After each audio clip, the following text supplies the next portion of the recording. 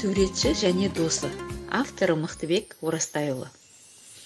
Суретші жігіт өзінің жақын досына туындыларын көрсетіп жатыр.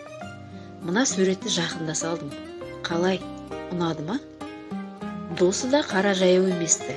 Керемет, жақсы дей салмай, өз ойын ашып айтады.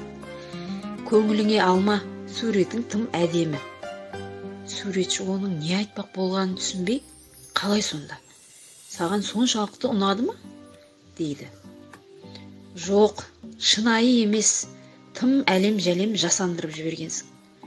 Өмірде ештеңеден мұндай мінсіз болмайды. Мына туындың өмірден алыстап кетіпті.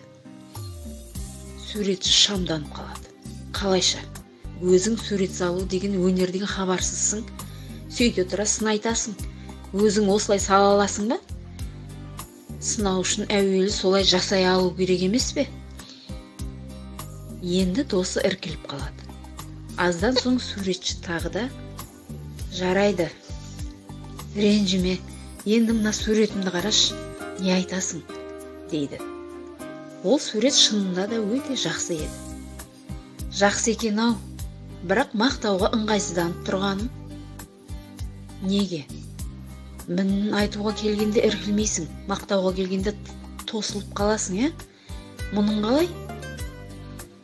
Жай, мақтау үшін әуелі өзімде осындай сурет сала алуым керек шығар, депті досы. Өз сөзі өзіне айналып келгенін аңдаған суретші содан кейін досына туындыларын көрсетпейтін болды.